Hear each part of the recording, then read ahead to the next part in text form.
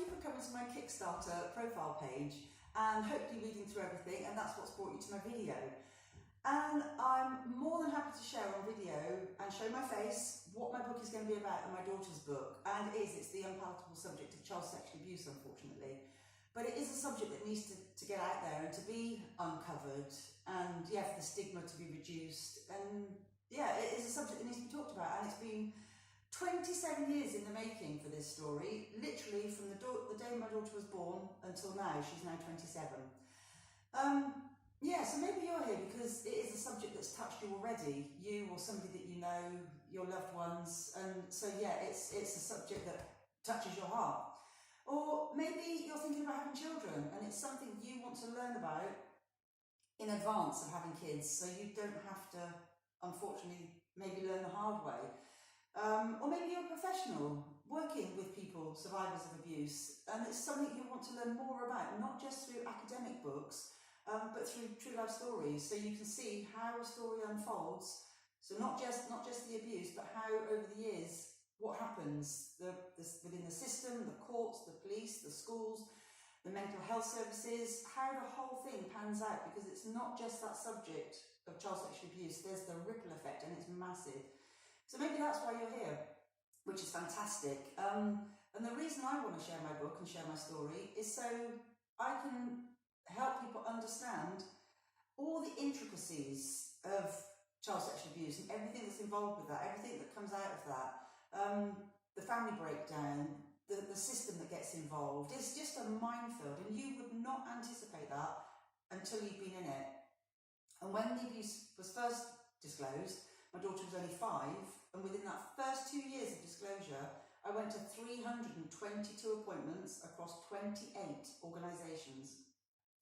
322 appointments across 28 organisations. And as the mother of the abused child, I was almost orchestrating all of these people, because a lot of them didn't speak to each other, a lot of them didn't believe me, I was accused, I was a bad mother, this, that and the other. And looking back, it was horrifying as the mother of the abused child, when I was traumatised as well, because it was a family member that abused my daughter. I'd also been psychologically groomed. It was almost impossible to orchestrate that, apart from one organisation that really helped me, a charity.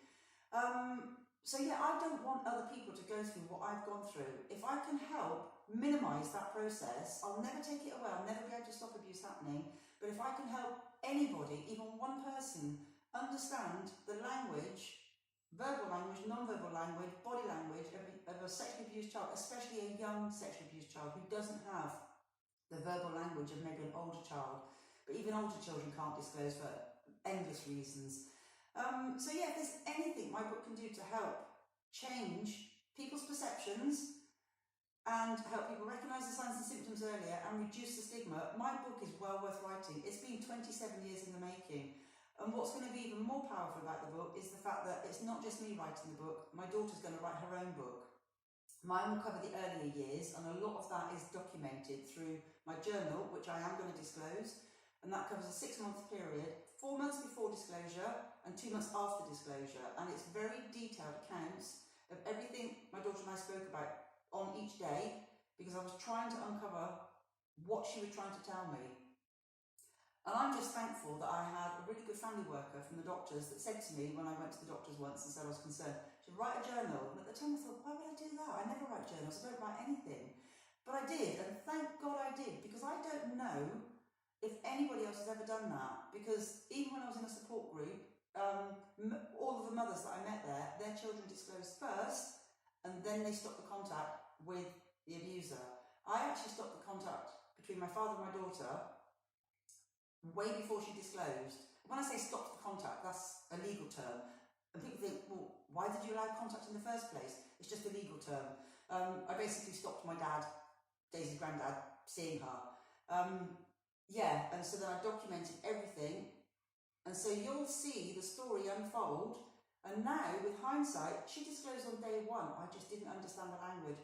So I just hope that this is a subject that you are passionate about, that you want to also make change, positive change, to help reduce the pain and suffering caused by child sexual abuse. And if you can donate anything, I will be so grateful, and so will my daughter, because it will pay for us to pay the author that's going to help us. But she'll do literally everything. We just give her the content and she will compile it, which is fantastic because I'm also dyslexic, and for me to even transcribe my journal could take me almost as long as it took to write the journal. So any help and support that I can get will be absolutely fantastic, and the support for my daughter. She's also dyslexic. Yeah, and if there's anybody you know that you can pass this on to, even better, spread it as far and wide as you possibly can, which would be fantastic. So yeah, I look forward to seeing how my project progresses, and I will keep you all updated. So thank you very much. Thank you.